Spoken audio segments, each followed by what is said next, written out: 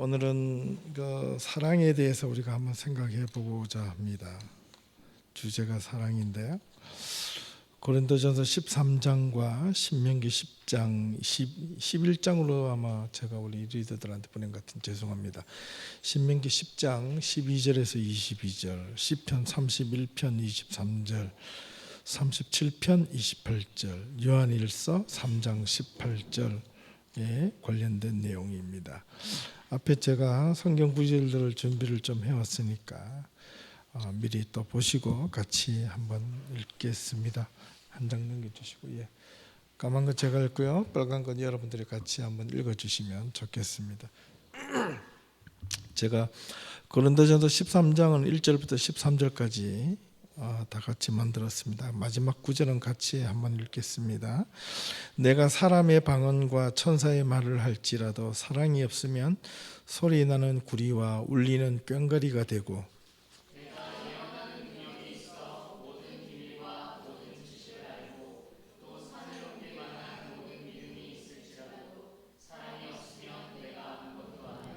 내가 내게 있는 모든 것으로 구제하고 또 내 몸을 불사르게 내어줄지라도 사랑이 없으면 내게 아무 유익이 없느니라.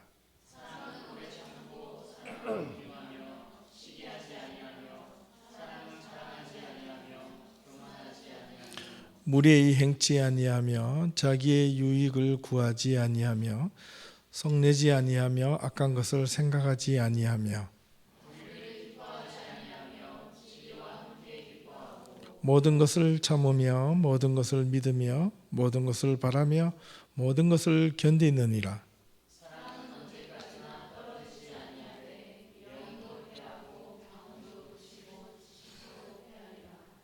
우리는 부분적으로 알고 부분적으로 하던 것이 패하리라.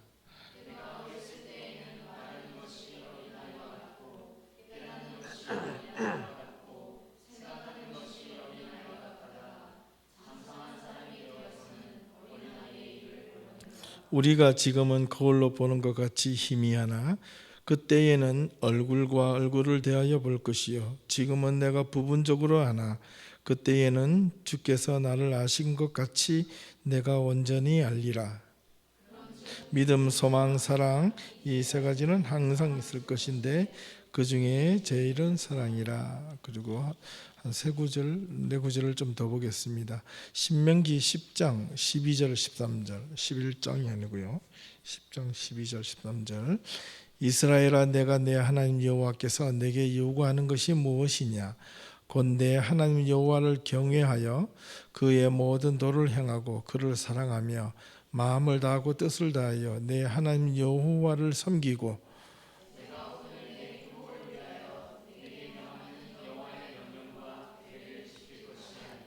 시편 31편 23절 24절.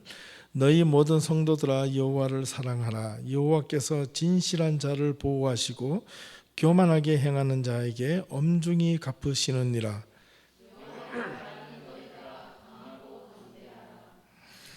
여호와께서 정의를 사랑하시고 그의 성도를 버리지 아니하심이로다.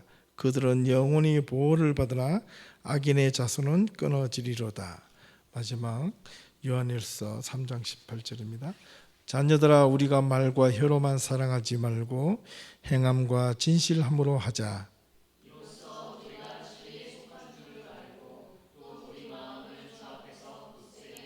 마지막 같이 하겠습니다. 이는 우리 마음이 혹 우리를 책망할 일이 있어도 하나님은 우리의 마음보다 크시고 모든 것을 아시기 때문이라. 아멘. 오늘은 사랑에 대해서 좀 이야기를 나누고 싶은데요. 이제 당분간 계속 테마를, 주제를 가지고 좀 해보고 싶습니다. 사랑이 뭘까? 잘 아시죠? 사랑. 사랑이 뭐죠? 사랑이란, 다음 페이지를 좀 해주시면요. 한문으로 보니까 이 사랑의 자가 이게 줄 숫자, 마음 심자입니다. 이 마음을 주고 또 주는 게 사랑이래요. 한문이 참 재미있죠, 그죠? 의미를 생각하면 참 의미가 있습니다. 그런데 그 주는 줄 숫자에 여기 안쪽에 여기 보시면 이 마음이 주는 속에 한 분할이 들어가 있습니다. 잘 보시면 그렇게 돼 있죠. 예. 이 사랑을 한다는 것은요, 내 마음 깊숙한 곳에 주는데 그 주는 그 사랑 마음을 주든지 뭐 물건을 주든지 어떤 무엇을 주든 간에 그 주는 것 자체의 가장 중심적에 마음이 있어야 된다는 겁니다. 그게 사랑이래요. 마음을 주고 또 주는 것이 사랑이라는 겁니다. 그 사랑은 누구에게 마음을 주는 겁니다. 예. 그래서 우리가 이 사랑은 도대체 뭔가라고 생각을 해보면 많은 것을 좀 생각할 수 있는데, 구약 성경에 이제 우리가 신구약 성경에 있던 정의를 한번 나타내면 사랑이란 말이 참 많이 나오는데요. 재밌는데 구약 성경에는 이 아하브라는 히브리어입니다. 아하바는 동사이고 부라면 이게 그냥 명사형으로 나오는데, 이 첫 번째 뜻이 하나님이 인간을 사랑하고 사람과 사람 간을 사랑하고 남녀 간의 사랑을, 그리고 모든 종류의 사랑을 한꺼번에 이야기하는 것을 그냥 아하브 한 단어로 쓰고 있습니다. 헤세드라는 히브리어가 있는데 그거는 자비, 인애라는 뜻입니다. 그걸 또 사랑으로 표현하기도 하지만은 정말로 여기서 우리가 오늘 말하고자 하는 그 사랑, 이 단어는 아하브입니다. 아하브 엘로힘이라면 하나님의 사랑, 이런 뜻입니다.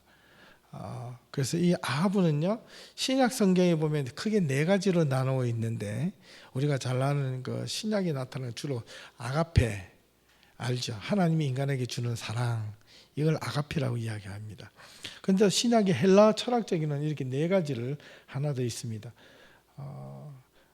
크게 네 가지로 구분하는데, 하나님이 인간에게 주는 사랑 아가페, 그 다음에 스톨게라 해가지고 부모가 자식한테 주는 내리사랑, 그 다음에 에로스라 그래가 남자가 여자를 사랑하는 것, 그 다음에 필로스라 그래가지고 친구 간의 우정, 이것도 다 사랑의 방법인데, 이게 이제 헬라 철학에서는 이렇게 크게 네 가지로 이렇게 구분되어 나누어집니다. 그런데 참 놀랍게도 구약 성경에는 이렇게 구분짓지 않습니다. 그냥 아하브 한 단어로 그냥 끝을 맺습니다. 그 사랑이면 똑같은 사랑이라는 겁니다. 우리가 생각하는 이게 헬라 철학적인 약간 논리적이고 체계적이고 이렇게 분석적인 것이 아니라, 구약의 사랑이란 개념은요, 사람의 형태로 이야기하면 가슴입니다. 가슴. 신약의 사랑은 머리입니다. 머리. 사랑을 생각하면서 하나님의 사랑은 뭐지? 그럼 하늘에서 내리 사랑, 그건 아가페. 그럼 부모가 자식한테 사랑은 뭐야? 그래. 그러면 스톨게. 남녀 간의 이성 간의 사랑, 에로스. 그다음 친구 간의 사랑, 필로스. 뭐 이런 것들. 이런 겁니다. 여러분 영어에 보면 필로소피라는 단어 있잖아요. 그거는 필로스와 소피아가 단어가 합쳐진 건데, 필로스라는 게 지혜, 사랑이거든. 소피아는 뭐냐면 지혜입니다. 지혜, 위즈덤. 지혜를 사랑하는 게 철학이에요. 예. 하나님을 사랑하는 건 뭐냐? 에로스, 아가페입니다. 에로스가 아니고 뜨거. 그죠? 하나님을 사랑하는 것은 아가페라면, 지혜를 사랑하는 건 필로스라는 거예요. 친구 같은 것들. 그런데 이거는 상당히 분석적이죠. 조금 좀 이성적이고 논리적인 것이라면, 하나님이 구약에 나타나는 하나님의 사랑은 그냥 가슴이에요. 가슴. 뜨거운, 뭐 조건이 없어요. 이유가 없어요. 그냥 확 부어주시는 그것을 아하브라는 단어를 씁니다. 그렇다면 이 기독교의 가장 큰 덕목 가운데 하나가 뭐냐? 우리 지난주에 용서에 대한 이야기 했잖아요. 용서. 하나님의 용서. 우리가 하나님이 우리를 용서해 주시지만 우리도 하나님을 용서할 수 있어야 된다 그랬죠. 되게 좀 어렵지만 왜 하나님을 용서할 수 있어야 되느냐는 지난주에 설명을 좀 드렸기 때문에 굳이 말씀드리지 않겠습니다. 오늘은 그 사랑이란 덕목인데, 도대체 사랑은 우리에게 언제 일어나는가입니다. 기독교의 사랑은 언제 일어나는가? 우리는 그 기독교의 사랑의 핵심은 예수 그리스도 십자가인데 그 십자가의 사랑은 어떤 것인가를 우리가 생각을 좀 해봐야 됩니다. 사람들은요, 자신이 어떤 사람들도 어떤 모습을 지녔든 간에 인간은 모두 사랑을 받아야 될 존재입니다. 사랑이 없으면요, 이 사람이 살아가는 사람의 그 진정한 의미가 없어요. 우리가 사랑을 받지 못하고 산다고 그러면 사람이 참 허무합니다. 많은 걸 가져도 공허합니다. 예를 들면 연예인들이 대중들의 인기, 그게 사랑이거든요. 이게 관중들, 그 다음에 자기 팬들, 자기를 쳐다보고 자기를 좋아해주고 사랑해주는 그런 팬들이 있을 때 연예인들이 주가가 올라가는 거예요. 그런데 연예인들이 자기를 쳐다보고 좋아하고 사랑해주고 뭐 생각해주는 사람이 없다면 그 인기가 시들해지는 순간 그 연예인들은 특히 뭘 느끼냐면 공허함을 느낍니다. 고독함을 느낍니다. 뭐 부는 좀 얻을 수 있을지, 돈을 좀 얻을 수 있을지 모르나 그 안에 밀려드는 그 적막함과 두려움과 고독함은 견딜 수 없어 합니다. 그래서 그걸 못 견뎌 가지고 사람들은, 연예인들은 대부분 석사이드를 하잖아요. 자살을 합니다. 내가 누군가로부터 인정받고 누군가로부터 인정을 받지 못한다고 하는 것은 참 중요한 이야기입니다. 그래서 이웃을 향하여 사랑해야 할 존재라는 것을 인정할 때 내가 누군가를 사랑하고 싶은데 그것이 좀 이기적인 사랑이 아니라 성경에서, 기독교에서 말하는 이 사랑의 그 본질이나 깊이를 우리가 좀 잘 안다면 정말 그 사랑이 뭔가를 우리가 이해하게 될 겁니다. 사랑이라고 해서 우리가 뭐든지 그 사람에게 막 다 주는 것처럼 이렇게 생각하면 그거는 큰 오산입니다. 사랑에는 방법이 여러 가지가 있죠. 상대방에 따라서 사랑의 표현이 다릅니다. 남자가 여자한테 표현하는 사랑의 방법이 다르고 여자가 남자한테 사랑하는 표현의 방법이 다릅니다. 예를 들면 좋아하는 표현. 그리고 그 사랑하는 표현이 부부끼리 하는 것과 친구끼리 하는 것과 또 연애하는 사람들끼리 하는 것과 또 할아버지 할머니들이 노년에 그 인생이 한 부부가 돼서 50년 60년을 지나고 나서 한 8, 90대는 할아버지 할머니가 서로가 사랑하는 방법이 다 다릅니다. 똑같을 수 없거든요. 근데 그걸 가지고 사랑이 틀렸다 맞다 내가 가지고 있는 잣대로 할 수 있느냐? 없습니다. 그러나 성경이 말하고 있는 하나님의 사랑의 기준을 우리가 보면 그 모든 것들을 우리가 포함할 수 있습니다. 그러므로 진정한 하나님의 사랑은 뭐냐? 이성간이나 그 구약적 의미로 봤을 때 신약에서는 자꾸 분석적이라 그러지만은 구약에서는 한마디로 그냥 모든 걸 다 포함하는 그 사랑은 뭐냐? 한마디로 말해보라. 그러면요, 진짜 사랑은 관심이라는 거죠. 관심. 상대방을 관심을 가져주는 겁니다. 그 관심이 없이는 결코 일어날 수 없는 그 사랑입니다. 그런데 하나님의 사랑을 성경에 보면 두 가지로 나눠집니다. 하나는 좀 어렵게 말하면 보편적입니다. 또 하나는 그와 상대적으로 지극히 편협적인 겁니다. 하나님의 사랑은 보편적인 것과 편협적인 것이 동시에 있는 것이 하나님의 사랑입니다. 아하브 엘로힘. 이게 무슨 말이냐? 보편적인 사랑이란 말은 뭐냐? 여기 보시면 모든 인류를 위하여 십자가에 달려 돌아가신 사랑을 가지고 보편적인 사랑이라, 모든 사람들을 사랑해 주시는 하나님의 그 십자가의 사랑, 그를 믿는 자마다 누구든지 멸망하지 않고 영생을 얻게 하는 그 사랑, 이걸 보편적인 사랑이라고 이야기합니다. 하나님의 사랑은 첫 번째는 보편적인 사랑이고 편협적인 사랑이라는 것은 약간 편애하는 거죠.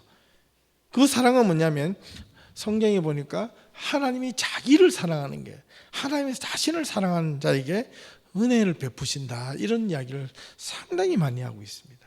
하나님 자신을 사랑해 주는 그 사람들, 백성들을, 그들에게 은혜를 다하여 주신다는 겁니다. 그러니까 바알을 섬기고 하나님을 섬기는 자를 은혜를 베푸시는 게 아니라는 겁니다. 이게 참 재밌는 거죠. 우리가 여러분 금요일 예배 때마다 성경 공부를 하면서 통해서 우리가 보고 들었는데, 이스라엘 백성들은 왕정 시대에 들어와서 그 하나님과 동시에 바알을 겸해서 섬겼다고 그랬잖아요. 이게 하나님과 야훼 하나님과 바알을 자꾸 오버랩을 시키면 그게 바로 우상이 되는 겁니다. 그죠?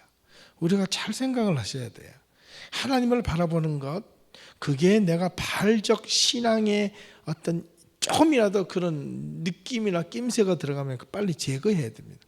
결코 하나님의 은혜를 느낄 수거나 하나님의 은혜를 경험할 수가 없습니다. 이거는 참 중요한 이야기입니다. 저와 여러분들이 하나님의 신앙을 올바르게 지켜가려고 그러면 이거 확실해야 된다는 거예요.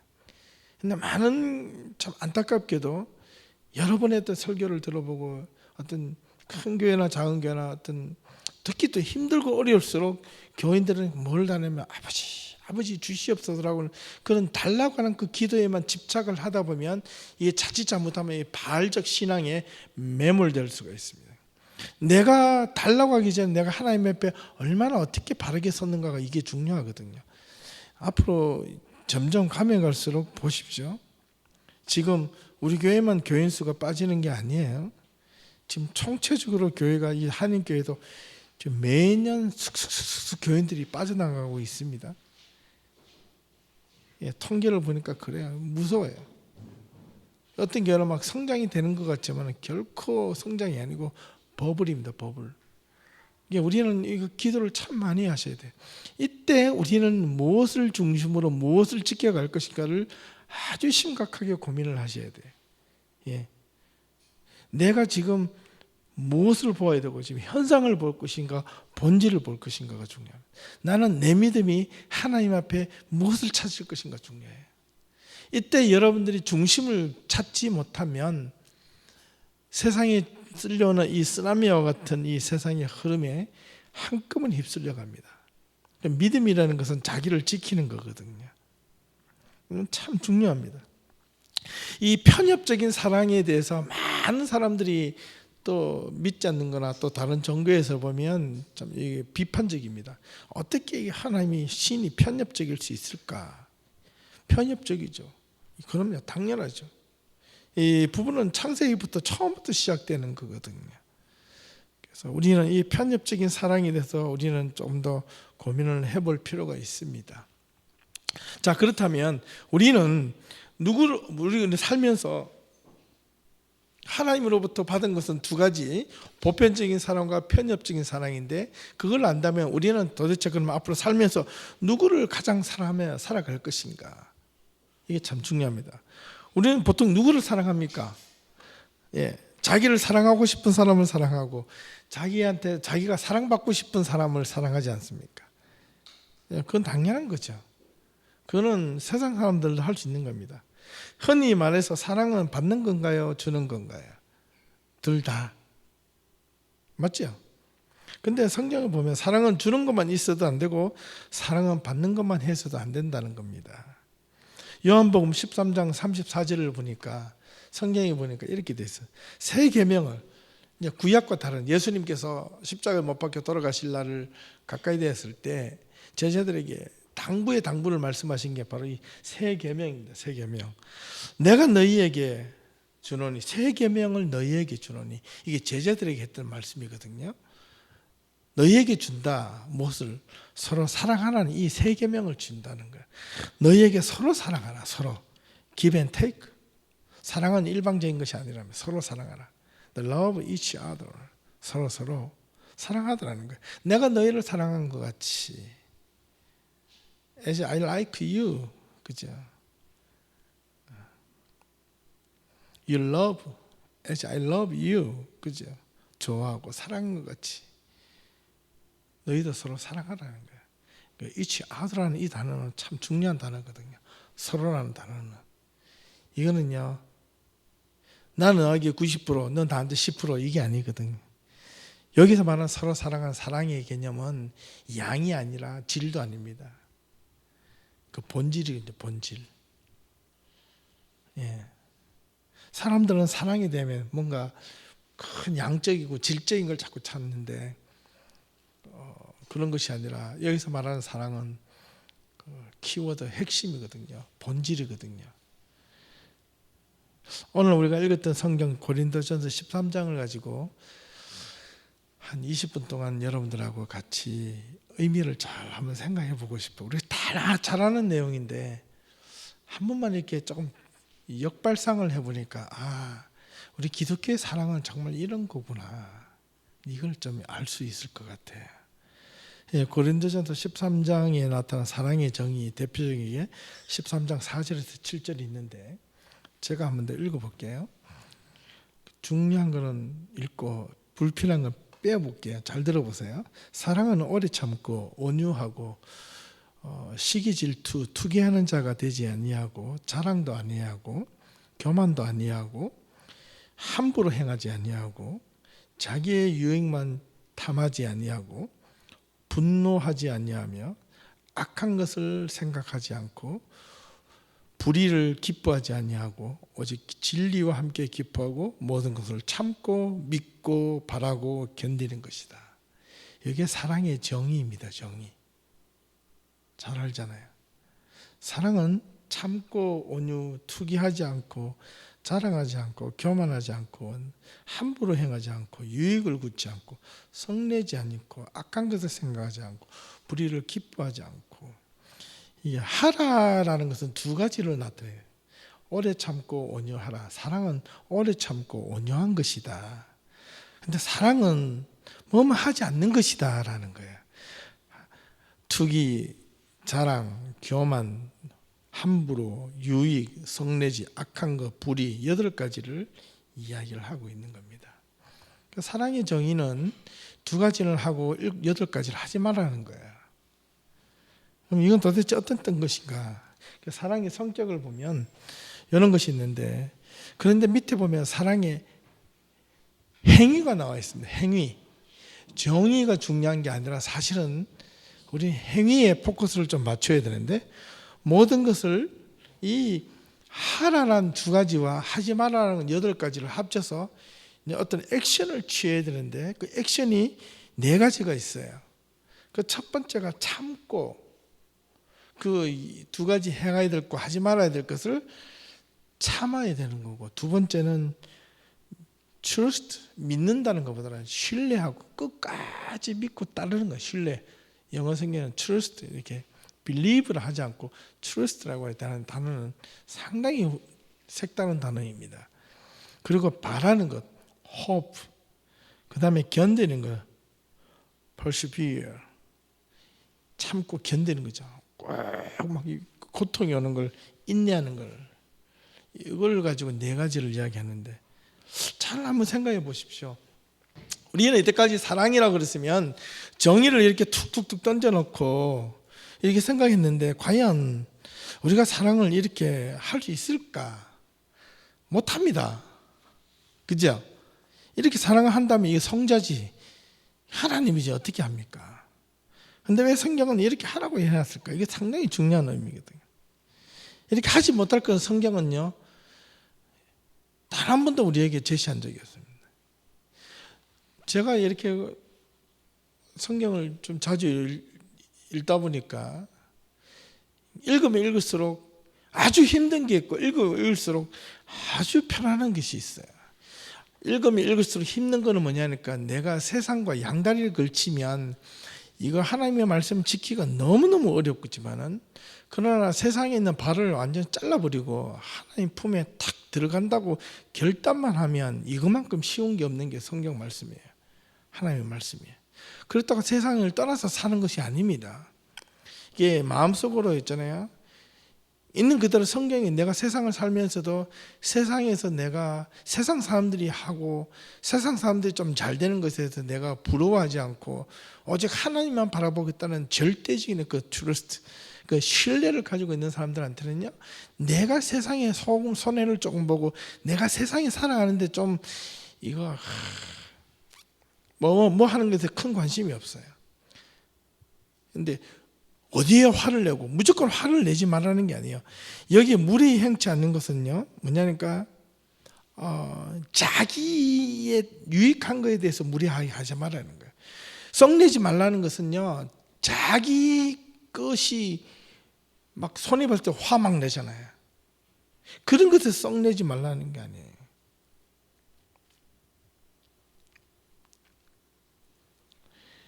또 악한 것을 생각하지 않는 것. 이 단어는 뭐냐면 자기에게 누군가 막 해왔을 때 이렇게 참는 게 그런 것이 아니라는 거예요. 우리는 참 오해하기 쉽습니다. 불의를 기뻐하지 마라. 나한테 손해 안 보면 뭐 괜찮다. 이런 것이 아니라는 거예요.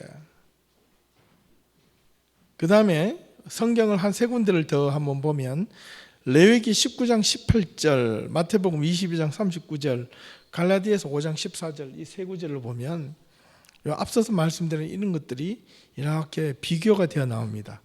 원수를 갚지 말고 동포를 원망하지 말고 이웃 사랑하기를 네 몸과 같이 하라. 나는 여호와다. 야훼. 그 다음에 둘째는 그와 같은 내 이웃을 내 몸같이 사랑하라. 온 율법은 내 이웃 사랑하기를 내 몸과 같이 하라. 성경에는요, 요 반복되어지는 구절들이 상당히 많이 납니다. 그 말은 중요하다는 거거든요. 상당히 중요하다는 거거든요. 레위기에서부터 시작되는 이 서로 사랑하라, 이웃을 사랑하라, 그를 내 몸과 같이 사랑하라. 이 말은 마태복음, 갈라디아서, 그 외에 누가복음 여러 구절 많이 나옵니다. 그렇다면 왜 이 구절이 계속해서 반복해서 나올까? 이건 우리가 생각해 봐야 됩니다. 하나님께서 우리에게 이웃을 우리 몸처럼 사랑하라고 말씀하시는 것은 참 힘들고 어렵습니다. 실제로 어렵잖아요. 진짜 자기가 사랑할 수 있는 만큼 사랑할 수 있습니까? 못하잖아요. 예. 사랑이 무엇인지 아는 것과 그 사랑을 실천하는 것은요, 별개의 문제입니다. 아직. 사랑, 그럼 다 알아요. 실천, 좀 왼수 같은 사람 미워 죽겠는데 어떻게 사랑합니까? 이제 못하거든요. 저도 안 되거든요. 너무너무 그게 막 힘들고 막 하루 12번씩 씩씩거릴 때도 많은데, 사랑했던 사람이 배신하고 떠나가면 이게 얼마나 분노가 심합니까? 미워 죽는 거야. 그러니까 사랑을 할 수가 없어요. 그런데 왜 성경은 이렇게 말하는가? 고린도전서 13장 1절에 보니까 사랑의 정의를 다한다 할지라도, 아까 사랑은 오래 참고 온유하며 뭐 하지 않고 8가지를 안 한다 할지라도, 다 안다 할지라도 쉽게 말하면 그것을 실천할 수 없으면 소리나는 구리와 울리는 꽹과리와 같다, 이런 이야기를 하고 있는 거거든요. 근데 이 말씀이 전혀 새롭게 들리시지 않을 수밖에 없어요. 왜?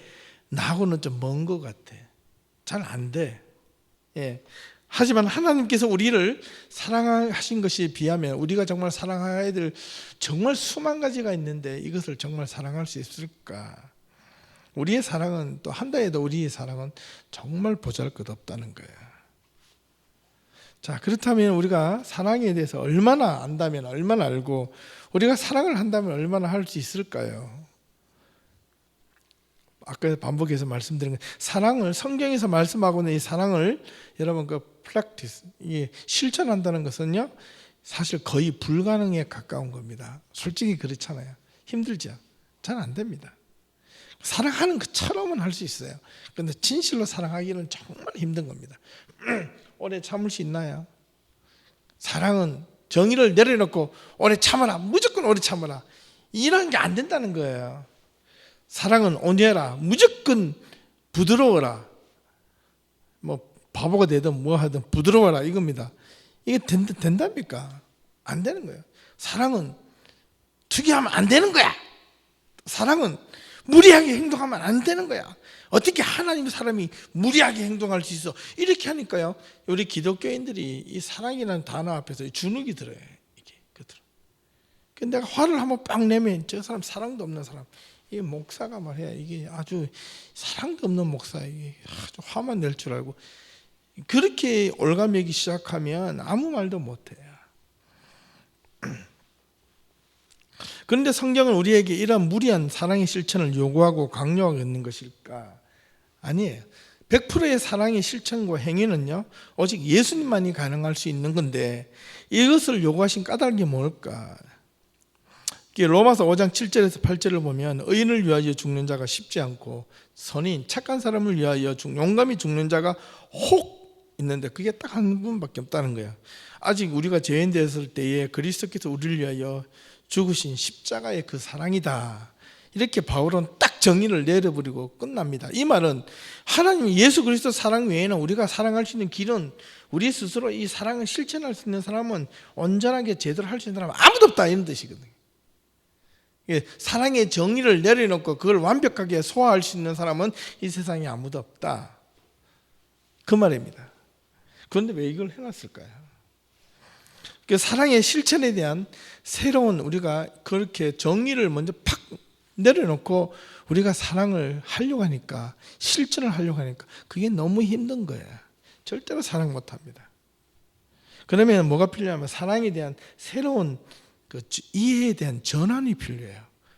하나님은 정말 우리가 실천도 못할 사랑을 요구하셨을까? 아니었다는 거예요. 사랑이 우리는 무엇인지 알고는 있지만은 실천하는 방법에 있어서 어떻게 할 것인가가 이게 중요하거든요. 근데 생각만 바꾸면 똑같은 단어인데, 아, 그렇구나, 이제 이런 내용들이 이해가 될 거라는 거죠.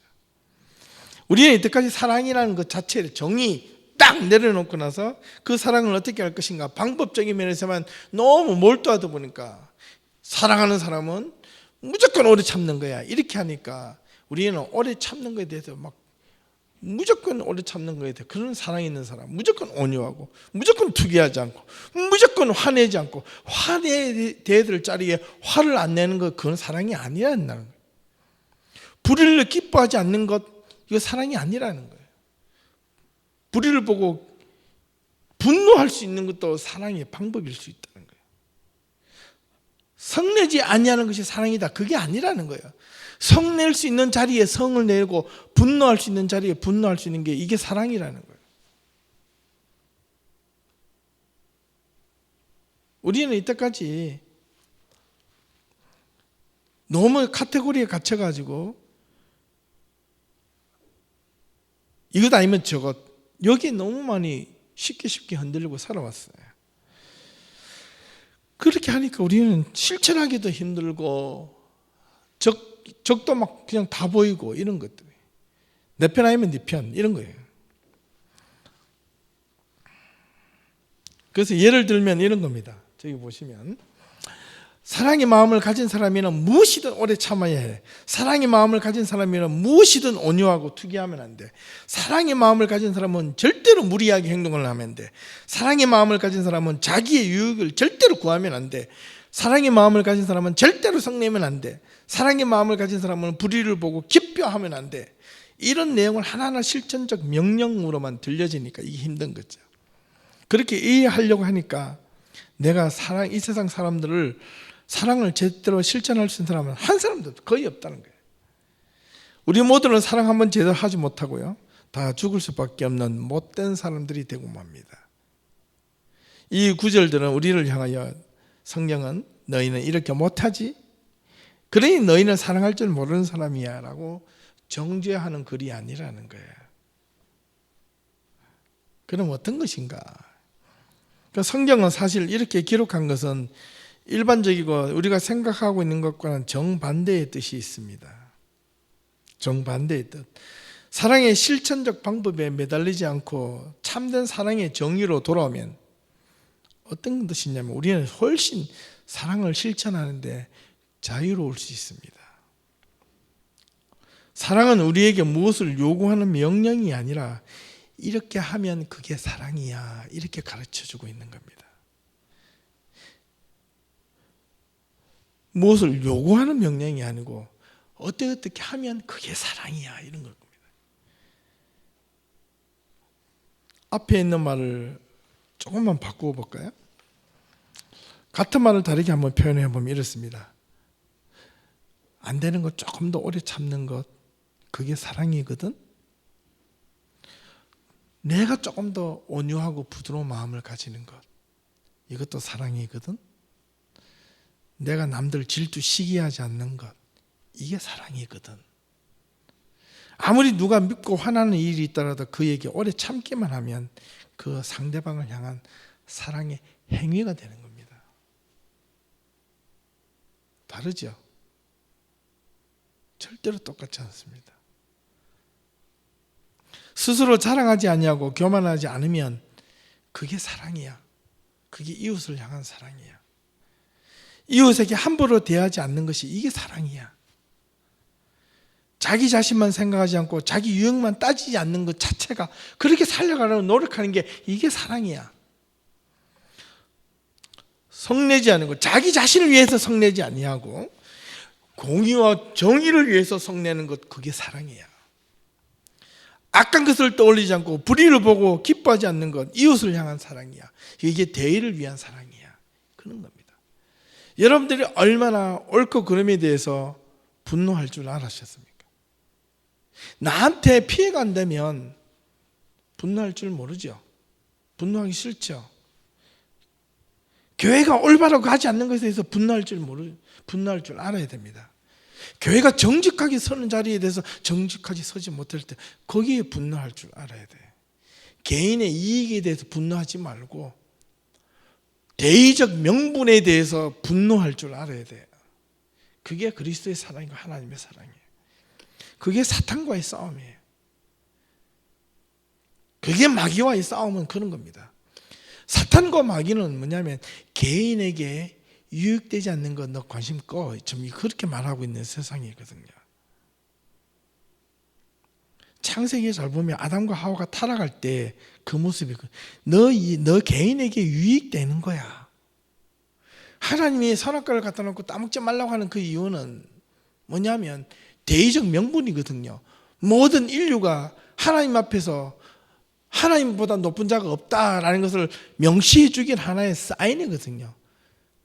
그게 개인적으로 와닿았을 때 너 하나님 밑에 있으면 힘들잖아. 너 하나님과 같이 된다.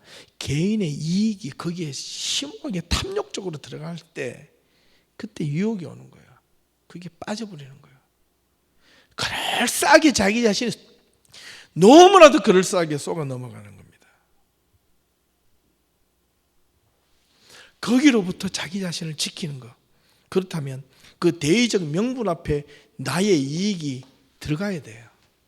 나의 욕망을 내려놓아야 돼. 그래야지 진짜 하나님과 나와의 올바른 관계가 설립이 될 수가 있는 거예요. 전부 다 하나님을 믿는 교회들이 어찌 교회가 교회답지 못할까? 교회가 정말 서로가 온전하게 제대로 서는 교회라면 아마 세상은 이렇게 삐뚤게 가지 않았을 거야. 정말 온전하게 제대로 갔을 거야. 소돔과 고모라가 의인 10명이 없어서 멸망했다 그랬잖아요. 처음에 50명이라고 아브라함이 했다가 아브라함이 50명이 없을 것 같아서 10번이나 반복해서 하나님이 그만큼 양보해 주신 거예요. 그래, 찾아봐라. 네가 찾아봐라. 찾아보고 있으면 내가 그 소돔과 고모를 내가 멸하지 아니하겠다라는 거예요. 없었다는 거예요. 저는 여러분들이 소돔과 고모라 같은 오늘 이 세상, 소돔과 고모라의 뜻이 뭐냐면 도시 문명의 대표적인 그 표상이거든요. 도시 문명.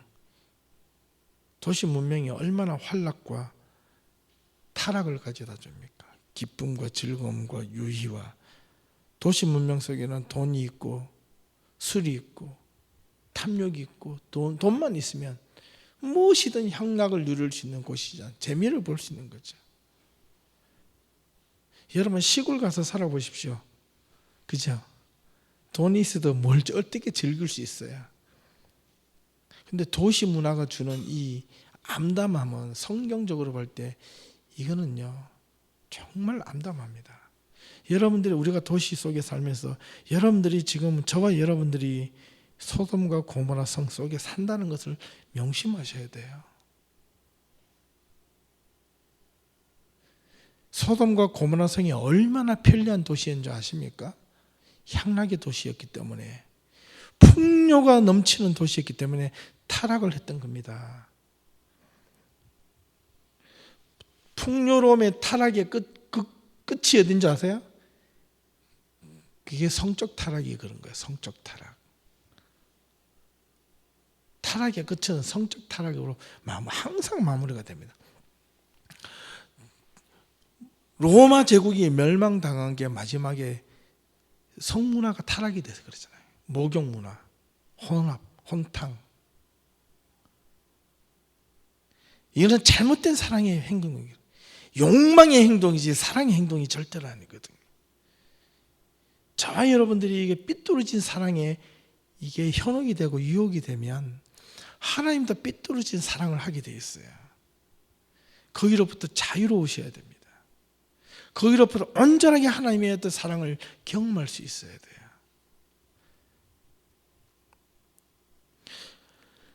나는 그 속에 빠지면서 성경에서 말하는 사랑은 오래 참고 온유하고 무리에 형치 않고 투기하지 않고 이렇게 하니까 힘들죠.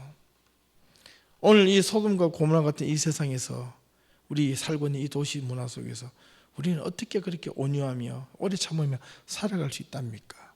못하는 거잖아요. 그런데 성경은 하라고 이야기하는 것은 큰 의미를 주는 거거든요. 그거는 구별되게 살아라. 내가 지금 의인을 찾고 있는데 그 의인이 딴 사람이 아니야. 내가 의롭게 사는 사람이 의인이 아니야. 지금 그런 말씀이거든요. 하나님 앞에 의롭게 산다는 게 도대체 뭐냐?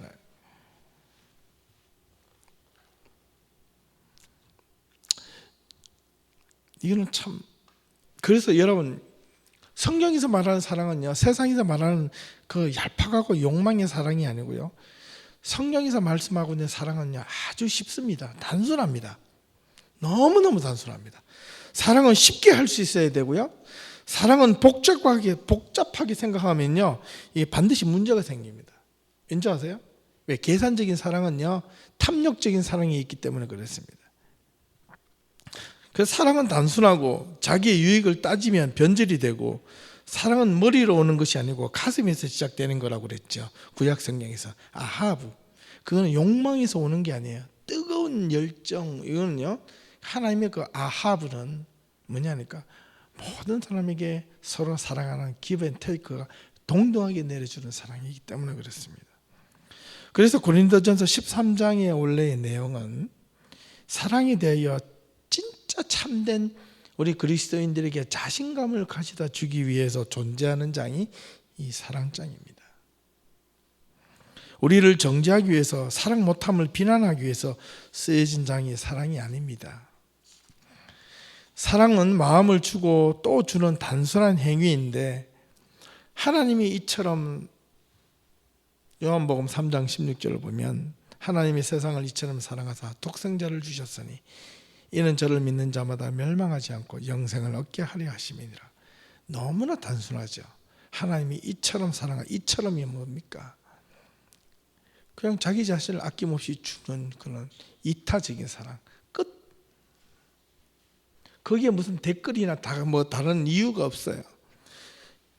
인간들이 우리를 향해서 사랑을 해주고 안 하고 그게 없어요. 하나님께서 당신 스스로가 인간들을 불쌍히 여기셔서 대가를 바라는 사랑이 아니라 그냥 하나님이 당신을 사랑하고 싶은, 그냥 사랑하고 싶은 마음에, 그걸로 인하여 그에 대한 표상이 그냥 십자가의 죽으심이에요. 로마서 5장 8절 아까 말씀드렸는데, 우리가 아직 죄인들일 때에 그리스도께서 우리를 위하여 죽으심으로 하나님께서 우리에 대한 사랑을 확정하셨다, 컨펌하셨다는 거예요. 다시 한번 더 리컨펌, 재확인해 주셨다는 거예요. 요한일서 4장 10절을 보면 사랑은 여기 있으니 우리가 하나님을 사랑한 것이 아니고 하나님이 오직 하나님이 우리를 사랑하사 우리 죄를 위하여 화목제로 그 아들을 보내셨기 때문이다. 그게 진짜 사랑이다. 이게 헬라어로는 아가페다. 지금 이런 이야기를 하고 있는 거거든요. 아가페. 참 중요한 사랑입니다.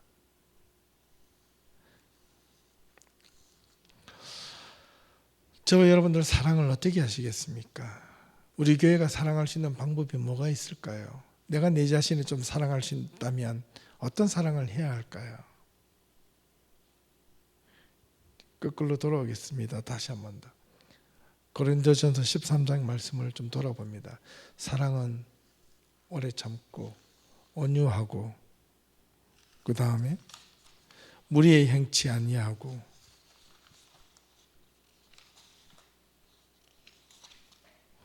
투기하는 자가 되지 아니하며, 자랑하지 아니하며, 교만하지 아니하며, 썩내지 아니하며, 악한 것을 생각하지 아니하고, 불의를 기뻐하지 않고, 진리와 함께 기뻐하고, 그 다음에 사랑의 행위에 있어서 이것을 참고 믿으며 바라고 견디는 것이다. 우리는 참고 믿으며 바라고 견디는 것 때문에 우리가 너무 힘든 건데, 이렇게 사랑을 정의를 내리면 힘들다 그랬죠. 진짜 사랑은 그게 아니에요. 그죠? 내가 할 수 있는 것까지 오래 참으면 그게 바로 사랑이에요.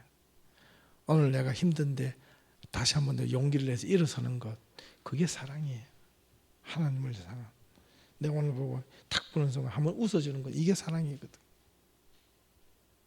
근데 이 사람이 내가 사랑할 수 있는 표현이 뭔가 잘못하고 있는데 웃어주면 이 사람을 미워하는 겁니다. 아시겠어요? 이 사람을 위한 진정한 사랑이 뭘까? 우리는 거기에 포커스를 맞춰줘야 돼요.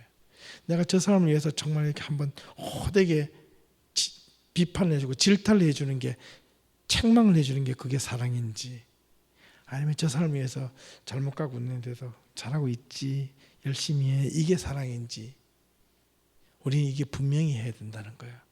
그게 불이냐 정이냐 그런 차이입니다.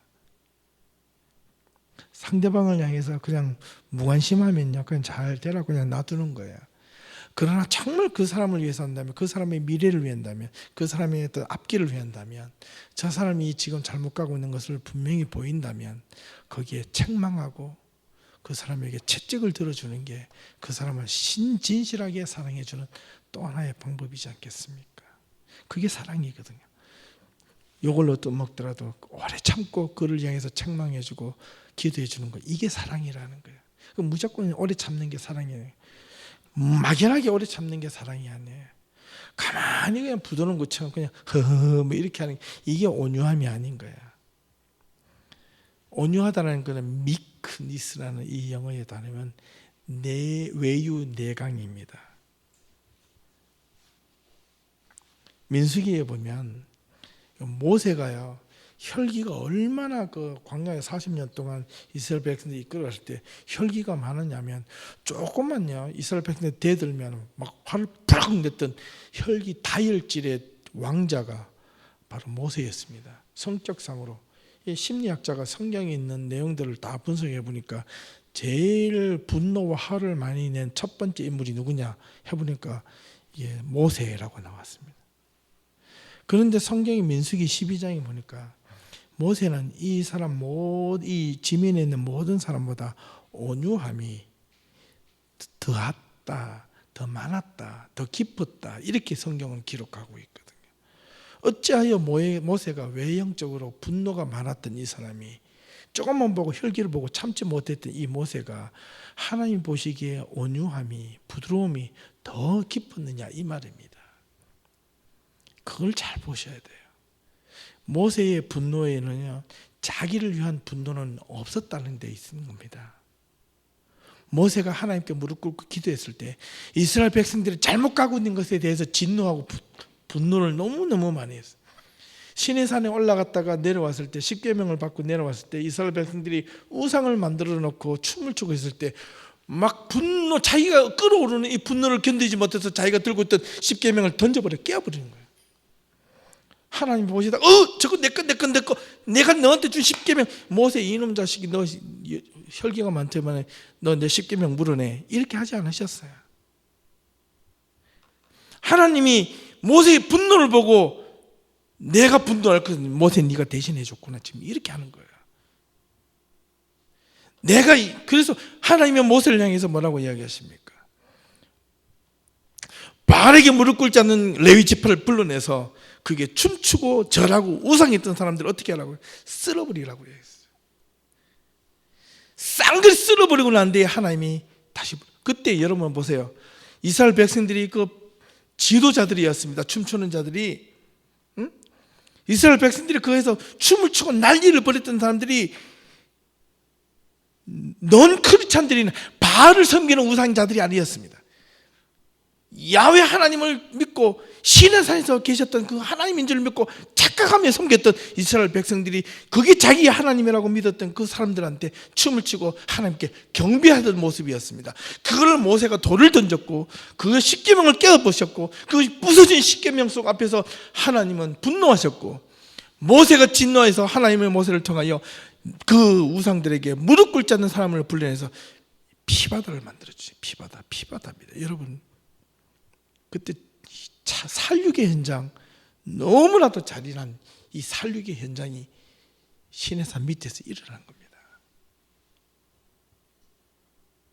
그 사륙의 현장이 끝나고 나서 그 다음날 아침에 어떻게 됐을까요? 보세요. 상상을 해보세요. 1, 20명이 아닙니다. 1, 20명이 1, 200명이 아닙니다. 수백 명이 한꺼번에 거기서, 근데 그 사람이 어제까지는 자기와 함께 출애굽했던 사람들이야. 어제까지는 자기 이웃이었어요. 어제까지는 자기 친척인 사람들도 있었어요. 어제까지는 자기가 동료인 사람들을 내가 죽여야만 되는 그 사륙의 현장이 거기에 중심에 있었습니다. 그러고 나서 하나님은 다시 모세야, 이번에는 네가 돌을 깎아라. 그리고 두 번째 돌판을 들고 올라가죠. 아합 엘로힘, 하나님의 사랑은요, 그 안에 주체할 수 있는 분노가 있고 하나님 자신을 따르지 않는 편협적인 사랑이 들어있고 그 앞에 수많은 하나님의 눈물이 들어있습니다. 눈물을 흘릴 줄 아는 사람만이 흘리는 눈물. 여러분, 하나님이 얼마나 하나님이 우리를 사랑하시냐면 그 사람을 죽이기까지 사랑하시는 거예요.